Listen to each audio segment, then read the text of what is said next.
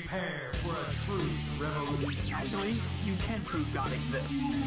Questioning tradition, because what you've been taught isn't always true.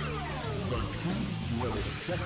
Welcome to Truth Revolution. This is where faith and reason coexist. I am Dave, and with me is Pastor Jeff of Revolution Church. And if you don't get the video feed, What? then you're not quite freaking out on what Jeff's doing during the intro. He's being weird. I'm just being entertaining. Yeah. All right, today we got a great show. We have a special guest with us, Dr. Gary Habermas. He's going to give us some great information about the historicity of Jesus Christ, Right. How we know he was real, Right. How his resurrection was real, things like that.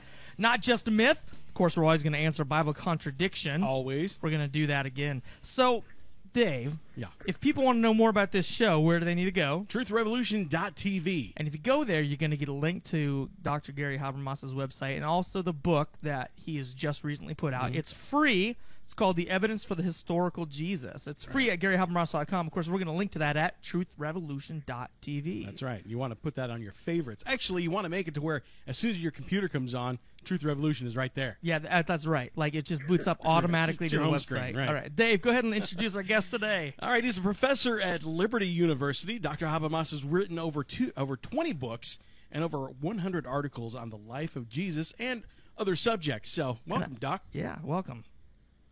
Thank you, guys. Good to be here. Yeah, it's good to have you again. I might add that probably the most distinguished thing on your resume is that you've also been on Truth Revolution before. And this so- is the second time, so it's even Yep. more distinguished. I was going to say extinguished, but hey. Yeah, I was thinking that same thing Yeah, that's right. when you were talking. Yeah. So let's just jump right into this. You hear it all the time. People say Christianity is a myth. Maybe even Jesus is a myth. You know, maybe it's not the scholars saying that, but people say that. Let's just get right into this. Let's take the Apostle Paul, for example. He spread Christianity more than anyone else. How do we know that he wasn't just making this stuff up? Was Jesus real? Well, I'll start with a testimony about Paul. This doesn't prove that Paul is trustworthy, but it is an argument for why critics think he's trustworthy. Okay. In other words, why they believe it. Of all the New Testament writers, Paul is the critics' darling today. They love Paul, and now there's several reasons for that. But when you press them, especially the real skeptical ones, what they'll say is, well, Paul's the only author of a New Testament book, or books in his case, that we can know for sure. Now, the people who are listening will say, oh, what about Matthew, Mark, and Luke, and John, and their names are in the books, and so on and so on. They question all that for a variety of reasons. Some of them will concede certain things about certain Gospels and not things about other Gospels. But Paul, they're sure of.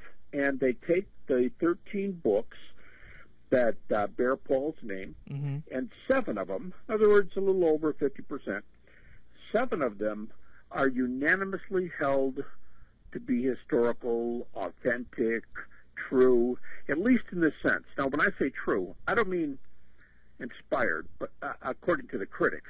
But according to the critics, these books are reliable for the following reasons.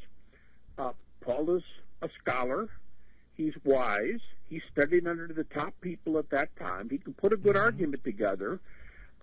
He wrote a number of books. He traveled around and was familiar with the Roman Empire. He traveled in Palestine and knew a number of the apostles and the brother of Jesus and traveled with Barnabas. And so to say it in a sentence, Paul was a sharp guy who would not willingly lie or mislead because of his ethics, but he was in the right place at the right time with the right people. Therefore, he's reliable. And there's almost no one who's going to question what I just said or enough of what I just said to grant those 7 books. And I will just say, the 7 books they're going to grant, they always grant the same ones. Okay. And they're probably the books we would first use if we said, what 7 books of Paul do you want? They will grant Romans, 1st and Corinthians, Galatians, Philippians, 1 Thessalonians, and that's a half dozen. And then they think Philemon is legit too. Interesting. So there's 7 books right there. And I ask my grad students, I'll say, well, what do you guys want to do? When you're talking to critics, do you want to say, nope, I'm not going to talk to you unless you give me the other 6? Or are you going to say, you're going to give me 7? Yeah. And the best 7? Yeah. I'll take them. Let's talk about Paul. And really. That's the approach I take. Well, there's not very much in the other books that wasn't already stated in those 7 that you just Right. listed. So, Right. there's a few things here and there, but yeah, like you said, those are the best 7. Now, I'm at our church. I'm preaching through Ephesians right now, which is fine for us Christians. The skeptics wouldn't necessarily grant Ephesians. Why do they leave ones like that out? Well, they do. The arguments, even according to some of the critics, the arguments are a bit subjective, and they're usually based on things like language structure. And you got to be really good in Greek, but the arguments usually go something like this. Some of these books, like Ephesians and Colossians, by the way, is fairly well recognized, but not unanimously like the other 7. But they'll say something like the Greek words, the person who wrote these books, the structure's different, the use of the words is different. He talks about things he didn't talk about before. He says them in different ways. These look like different authors. It's kind of a really subjective argument, because I could take, let's say I could take a paper that one of my PhD students, I teach exclusively at the PhD level, or almost exclusively. Let's say I took one of my PhD students' BA papers. Now, that's only going to be 6, 7, 8, maybe 10 years ago. But if I compared a BA paper to a PhD paper, I'm going to say, wow, if you haven't changed a lot, Right. There's a problem.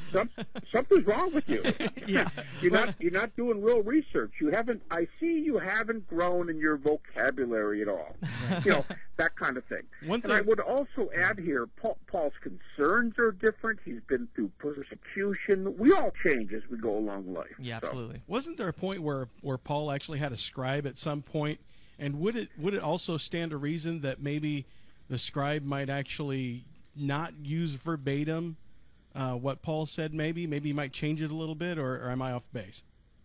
No, you know what? I thought I'd better let that point go and come up for air. Or one of you guys, I mean, Sorry. I've done hundreds of interviews, and I was afraid one of you would say, whoa, calm down a little bit.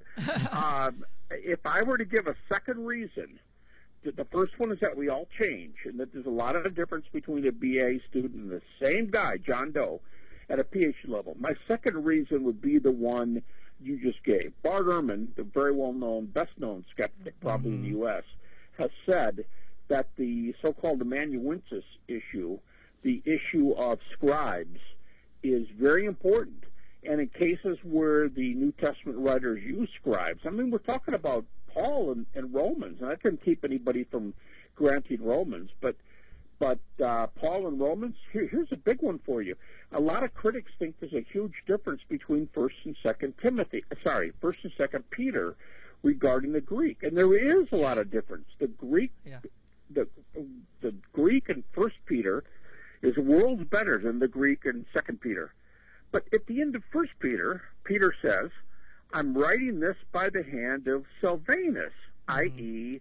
Silas, i.e. a Greek. All right, well, if I'm co-authoring something, you go, well, he's not co-authoring, really. This is a criticism of this view. Maybe he was writing it with somebody else. With our books today, we've got John Doe and John Smith, or we might have John Doe with John Smith. And when we have John Doe with John Smith, what that usually means is John Smith is a lot better with the English language, and he shaped this thing up to make it racy and fast read, and it's going to be a bestseller. If Peter is using a Greek, amanuensis, I think the Greek of 1st Peter would be better than the Greek of 2nd Peter when Peter is older and on his own. Makes sense. That kind of thing makes a lot of sense to me, and there was a lot of that in those days. Yeah, so bring this back then to the reasons why Paul, and understanding what books he wrote, is important to understand the evidence for the historical Jesus. Because he's the right person, right place. he was a scholar. You know what? An old friend of mine, Anthony Flew, who died a few years ago, but a very famous testimony for those who know it. He was the world's best-known philosophical atheist in the world. And late in his life, Tony became a theist. He would say, as he said when we were together, we dialogued 3 times, and he would say things like, Paul is a first-rate philosophical mind, and Jesus was a first-rate ethicist. He would make that comment. And when you would say to him, why do you say Paul is a first-rate philosophical mind? He would say something like, for crying out loud, just read the book of Romans. The man knows how to put an argument together. Right, amen. And I think that's a really good point. One good thinker can appreciate another good thinker when, even if you don't like the argument, like Anthony Flew didn't like Calvinism or anything like that, for those who think Romans is the key book there. But Tony would say, look, whatever you think about his ideas, the guy who writes that knows how to put an argument together. So it's pretty, indicative from his writing that he's that kind of scholar. But I will say this last thing. I think the best thing Paul contributes to us is his firsthand knowledge of Peter and James, the brother of Jesus, in Galatians 1, and Peter, James, and John in Galatians chapter 2. He goes up there to Jerusalem to meet these guys and get to know them and to tell us what preaching. That is the best thing Paul gives us. He relates to us the word of the eyewitnesses. Okay, so how do we know he's reliable when he relates that sort of information about these eyewitnesses? Okay. Now, all I've been saying is that Paul himself is a good scholar. He wouldn't willingly mislead you, but he could be wrong. Okay, there we go. So now how do we know he's not wrong? Right place, right time. Because Paul was sold out to the truth of the gospel. Paul gave himself for the truth of Christianity. He was willing to die. Now, a lot of people, we make this point about Christians, early martyrs giving their lives. And unfortunately, some of the early apostles, you've got to use pretty late sources to prove they all died and so on. Okay. But that's not the point. The point is, if a person is willing to die, we generally and universally concede that if a person continues to put themselves in harm's way, and they're not crazy, but they continue to put themselves in harm's way, and they're doing it for a certain message, and they've given up the luxuries of living home and having a good job and having a family and, because of this preaching, and they're willing to die, it doesn't prove their message is true, but it proves that they thought their message was true. That's a very, very important distinction. So it's undeniable that Paul thought his message was true. So what we have so far is, A, Paul's a scholar. B, he's in the right place at the right time, knew the right people. C, he wouldn't willingly mislead, lie, tell us false things about Jesus. And I'll say fourthly, although he doesn't tell us a lot of things about the historical Jesus, he does concentrate on what makes the most difference, and that is the deity, death, and resurrection of Jesus, which is what we call the gospel. Okay. He concentrates on those facts. That's good stuff. Okay, now we've got 60 seconds before our break. When we come back, I want to jump in a little bit, maybe into 1 Corinthians 15, and talk about this is something that Paul wrote, but something that we might suggest he didn't write himself, that he's just quoting. Why does this matter? And also get the rest of Dr. Habermas's argument here. So, okay.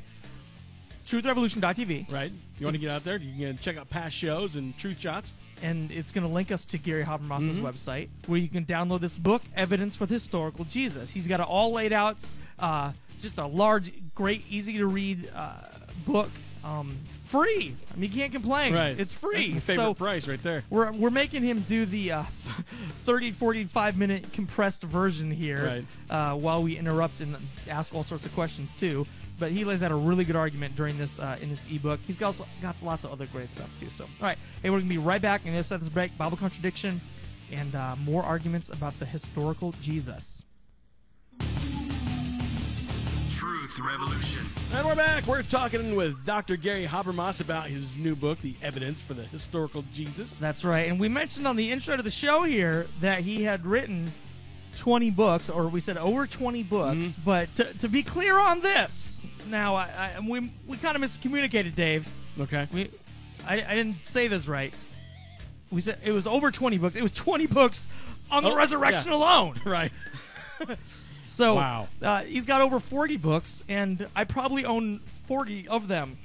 If you look at my library. Yeah. So, all right. He's so got a huge library. I mean, so. you got to get to just truthrevolution.tv. I know most of you are over there. Have you been there before? So just get there. We're going to link to GaryHabermas.com, or you can just type GaryHabermas.com. There you go. And get there, listen to all the stuff. He gives free books out on his website. This is his 40th book, The Evidence for Historical Jesus. And lots of other great information, too, on his website. Other interviews that you can link to and listen to for free. If this one's not enough for you. Right. So, all right. And, of course, we know it is, but that's okay. All right, Dr. Habermas, let's get back in here. You kind of gave us 4 points. Would you just summarize those now that we're on the other side of the break? And then we'll kind of get back Sure. into this. Sure, I hope I can give the same ones again. I'm never asked to give those exact same four. How about this? I Just give never us do it, 4 though, 'cause points. This could be my next ebook. You There know you what go. I mean? Any 4 points you want. Okay, 84. Okay. Well, the 4 points were, first of all, Paul's the scholar. He's writing in a way, like my friend Anthony Fluce said before he died, just read the book of Romans, the man can put an argument together. Okay. He's a first-class philosophical mind. So he's intelligent. He's not a buffoon. That's correct. That's right. And going further, Paul was in the right place at the right time, talking to the right people. In fact, I would even say that this is the most important single thing about Paul. The fact that he saw the risen Jesus on the road to Damascus and so on, that's really important. But, let me paraphrase Bart Ehrman, the, again, best-known skeptic in the U.S. Bart Ehrman has half a chapter on Paul's mostly on his trip to Jerusalem, 3 years, about 5 years total. We can do the math there, but about 5 years total after the cross. Paul goes into Jerusalem, and he meets Peter and James, the brother of Jesus, stays with them for 15 days. All right. Bart Ehrman says, Paul got to spend 15 days with Peter and James. And then Bart said, I'd like to spend 15 days with Peter and James. That's a pretty cool comment. Yeah. And then he says, even stronger than that, he says, where do we get closer to eyewitness testimony in the New Testament than this? Amen. That's good. That's really, really important. Where do we get closer to eyewitness testimony? So the fact that he's relating to others. Now, someone might say, and you guys already asked it, well, how do we know he's telling the truth? Okay, third important thing about Paul is critics do not doubt his truth-telling. Because when a person, there's a number of indications for this, but just the one I took, Paul was willing to die. Just go to his list where they're all over in Scripture, where he says, I did this, this, this, and this. I got shipwrecked 3 times. I got beaten 3 times, 40 minus 1 lashes, and so on. All those things, stoned, left for dead. When a person continually puts themselves in harm's way, they could be wrong, but that means they think they're right.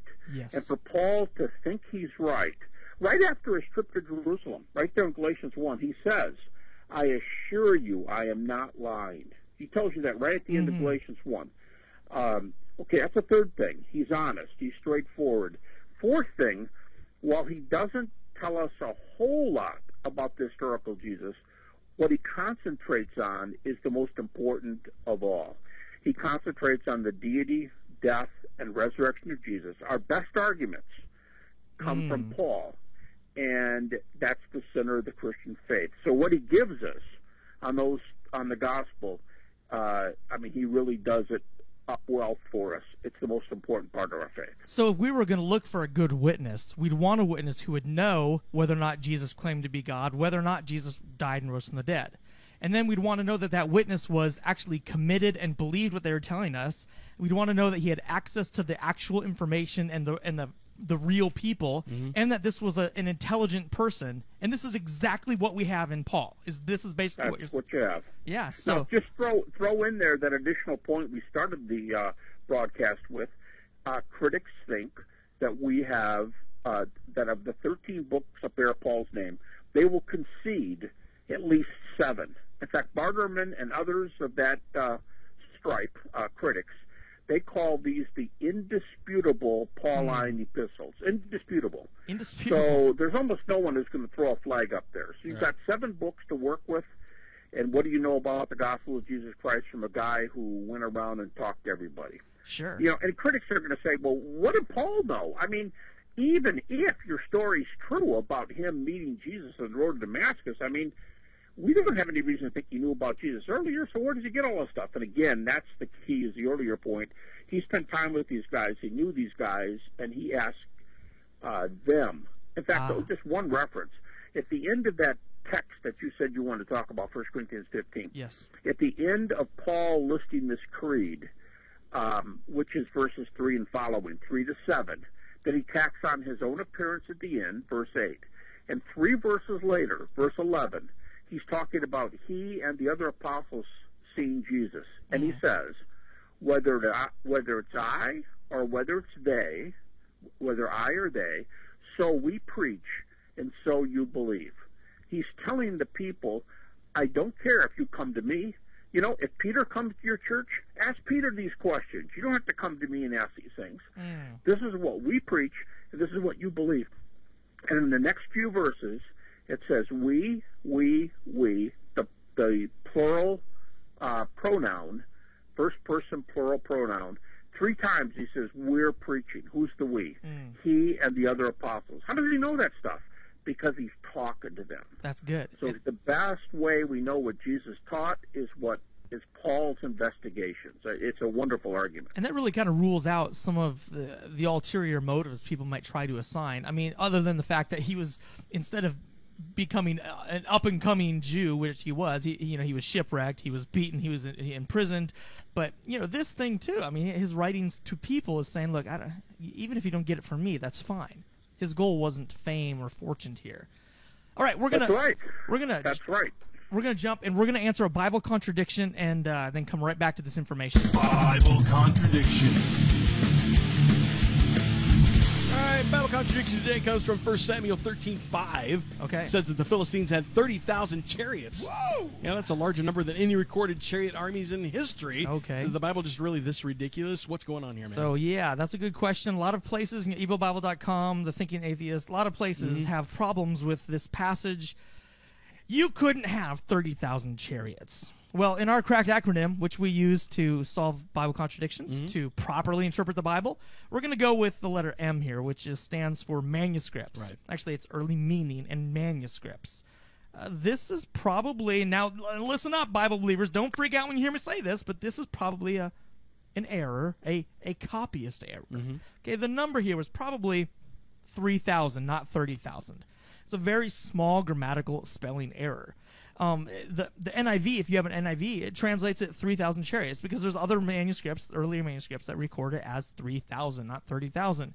And then if you just use our C for context, you could just read that very same verse. It says, the Philistines assembled to fight Israel with 3,000 chariots or 30,000 chariots, 6,000 charioteers. Now, just think about this for a second. I've got 5 to myself, and I'm going to drive them all. Exactly. Every charioteer does not need 5 chariots. Right. That's just ridiculous. And so, this was just a copyist error. But what it does is this teaches us that the Bible, while we maintain it's perfect in its original writings, that it is error prone. There are small errors that creep up through time. But one of the great things is we can look. We've done shows on this before. We can look and we can see that the errors are small errors like this. Right. 30,000 versus 3,000. They're not errors like, did Jesus rise from the dead or not? Right. It's all stuff that's just menial, and there's nothing that interrupts the general flow and the big idea that the Bible actually tries to put across, that Jesus was the Son of God. That's right. The narrative of Scripture has total continuity. Minor details like this are changed, but hey, Dr. Habermas, feel like jumping in on this? What might you have to say on that? just one point, and it's not an inaccuracy or anything like that. I think you guys did a good job. But I can imagine people in the crowd, your listeners, who are not maybe as versed as some others, Yeah. and they hear you say, "Oh, don't worry, it's an error, but it's just a little tiny one," and they'll say, "Oh no, just a little tiny one. This is doubt talking now," Yeah. and they say, "Well, what if the next time you have this thing, you tell me it's a little bigger error, but we Yeah. don't really need that one?" I just point out to them one thing, and that is that whenever we talk about the nature of inspiration, it always and only refers to the originals. Yes. Nobody questions the fact that there are a lot of copyist errors as people copy and recopy the text. In fact, I was telling somebody this the other day. Some people will complain and they'll say, "Well, how come you evangelicals don't ever tell your people that there's a bunch of copyist errors? What are you trying to hide from them?" I said, "We're not trying to hide anything." And the Geisler and Nix, the very well-known Bible introduction, published by what maybe is the most conservative press, Moody Press, the Bible introduction from the mid-1960s, I believe the number it lists is 200,000 little copyist mistakes. Yeah. So, that's in a Bible intro in a Bible college from, what is that, 35, 40, 50 years ago. We're not trying to hide anything. We're not hiding So, anything. And in fact, if you look in your Bibles, it footnotes a lot of these Right. things. I mean, Amen. so, but we're. Yeah, you guys made a great point about the fact that the NIV even changes it, and your point about the 6,000 writers. Those are excellent points. Yeah, so we're gonna come back to the podcast listeners. If you're listening on podcasts, if you're on radio, you got to get over to truthrevolution.tv to hear the rest of this. We're gonna finish this out. Then we're gonna finish out some information about the historicity of Jesus Christ, how we know he's an historical figure, really did rise from the dead, using evidence from Paul. Truthrevolution.tv. Truth Revolution. And we're online, still talking to Dr. Gary Habermas. Yeah, I want to go back to that Bible contradiction before we get back out of this. It's the originals that we're really looking at here. And the big deal is, how do we know what the original said? And there is an art and science of manuscripts interpretation. Correct. This is not something that is just thrown against the wall. Let's see what sticks. We don't just pick and choose whatever makes us look best. Maybe, Dr. Habermas, you probably know a lot more about this than I do, but if you could give a quick summary of how this works. We've done a show on it before. If someone wants to go to truthrevolution.tv, they can look it up. But I mean, how do we know that this isn't just us picking and choosing to make the Bible look right? Well, okay. In the early church, now this would go even earlier, obviously, for Old Testament, but we have manuscript copies of the different books. I work a lot more with the New Testament, so we have copies. Our copies go back very close to the originals. Matter of fact, you probably already told your listeners this, but we're waiting, as we're talking, for a date from scholars on what is probably going to be the earliest piece of a New Testament book, and that's the Gospel of Mark, and it might be a little tiny fragment from the 1st century A.D. We don't have those. So the fact that we're getting early... Sorry? The 1st century is when First this is century. from. They say right now they're just guessing because the work isn't done on it. But the critical scholars who do this, paleographers who do this for a living, the estimates I've heard, are just tentative so far, are putting this fragment at 80 to 90 A.D. Wow. Definitely 1st century. Yeah, that's early. Because our previous earliest one is the Rylands fragment of John at 125. So this would be John by maybe 35 to 45 years. Okay. And I don't mean the whole book. I mean it's a little section. But when you have manuscripts all over the place, and the number of Greek manuscripts and manuscript portions, many of them later, but we've got early ones, we're almost up to 6,000 now. When I was in school, we learned 5,000. We're almost up to 6,000. We're about 5,800 right now. And when you have those, and someone says, well, my translation says 30,000 chariots, and someone else says, oh, mine says 3,000. How do we know the difference? Yeah. Well, again, Old Testament's not so much my thing, but what you do is when you have a whole lot of manuscripts, you can say, well, look, almost every one we have says 3. or almost every one we have says this or that.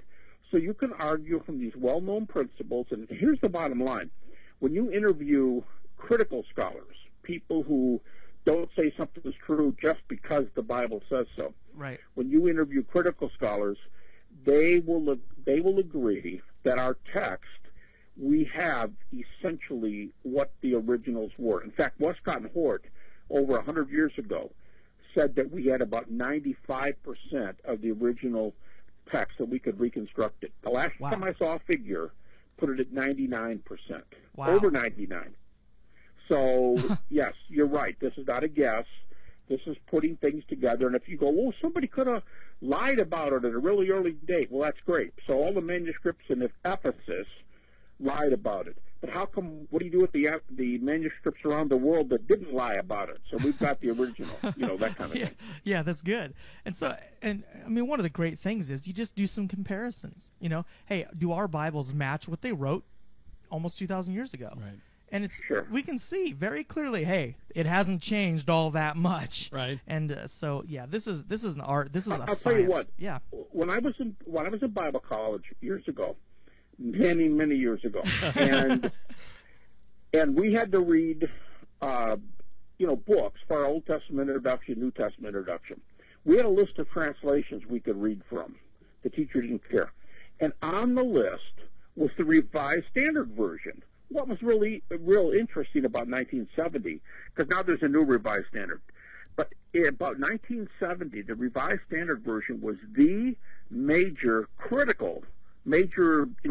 big denomination translation. I don't want to say non-evangelical, but it didn't come from evangelical, churches or schools. But it's a very well-known translation. That was one of the texts we could read. Why? Because it's a good translation. That's what the professor would say to us. So the point is, you can get one of these non-evangelical translations and let them tell you what the original said, and you will not notice any more differences between one of those and one of the evangelical texts, like the NIV, than you would between an evangelical text and an evangelical text. That's good stuff. And then, of course, if anyone feels like throwing out the Bible because we don't have enough manuscript proof, they're virtually going to have to throw away their entire antique library. I mean, many times over. Exactly. Yeah. I mean, you have Homer's Iliad, which has somewhere around 2,000 copies in antiquity that we have, and compare that to the Bible's 6,000, or the New Testament's 6,000. I mean, you're right. You're up on the Iliad where most people are not. They give the old figures of 618. You're up. You got the big number on the Iliad, and still, here's the problem: they're much later than the Iliad, and here's the biggest problem. People are still trying to decide, read the Iliad and go, was there a Troy? Was there a Trojan horse? We didn't even know if this happened. Right. But you start talking about historical Jesus, the evidence we have, Yeah. Critics will not play that game. Yeah. They'll say that the New Testament text lines up much better. That's awesome. Okay, great. Okay, so I just love picking your brain about this so much. We've gotten completely off topic, but let's go back. Let's go back to the historical evidence for Jesus. Okay, Dave. Right. 1 Corinthians 15 verses 3 to 8. We're gonna, if you would read this, okay, and then Dr. Habermas might explain why this is significant. Right. It says, "For what I received, I passed on to you as of first importance, that Christ died for our sins according to the Scriptures, that he was buried, that he was raised on the third day according to the Scriptures, and that he appeared to Cephas, or Cephas, then to the 12. After that, he appeared to more than 500 of the brothers and sisters at the same time, most of whom are still living, though some have fallen asleep. Then he appeared to James, then to all the apostles, and last of all, he appeared to me also as one abnormally born." All right, so here Paul gives a really good argument, just a poetic sounding, hey, here's what happened. And he tells what happened to Jesus. He gives the gospel message a little bit. What's the big deal about this section? Well, I don't have any objective evidence. I can just cite and tell you this, but I think you're probably not going to get much argument from the critics that 1 Corinthians chapter 15, 3 and following, may be the most commented on New Testament passage, and maybe people will tell you, if you took a survey, it's the most important New Testament text. I mean, it's really, really major. And the reason for that is that, let's just take Paul's own words. Now, remember who Paul is, and remember the 5 reasons for. But I mean, I added the 7 epistles at the end. That's so, right. if you five reasons to think Paul is reliable, and what's Paul say in 1 Corinthians 15, first 3 verses, just before that creed? He says, "When I came to Corinth, I gave you guys the gospel." And depending on what you did with the gospel, determines whether or not you're, he uses the word saved, whether or not you're a Christian. In other words, did you really believe? Did you really, and that word believe is a strong word, by the way. It means to commit your life to. I often say, from the New Testament says, believe or believe in Jesus. I like the phrase, I do. When we make a lifetime commitment to somebody, it's only for this life, whereas Jesus is for eternity. But Amen. we say, I do to Jesus. And Paul said, okay, were you guys willing to say I do? First 2 verses. In verse 3, he starts out, I gave you what I was given. Now, obviously, I'm paraphrasing, but I gave you what I was given. Paul does this several times in the New Testament. For example, it's the 3rd time he does it in 1 Corinthians alone. For example, 15 right here, 1 Corinthians 11, he says, verse 23, 11:23, I received from the Lord that which I gave you what I also received from the Lord. Same words. And earlier in the same chapter, 1 Corinthians 11, verse 2, Paul said, remember everything I passed on to you, the traditions. So 3 times in 1 Corinthians he said, I gave you the traditions. Interesting. This is so important because Paul is saying that he passed on the earliest teachings that he got from the other apostles. Now, it's a long argument, but you just want the bottom line, the conclusion. The consensus New Testament view among critics today, the consensus New Testament view is that Paul probably received this material in Jerusalem about 5 years after the crucifixion. Wow. That's 2 years for his conversion, plus 3 years later he went up to Jerusalem. Right. 2 plus 3, 5.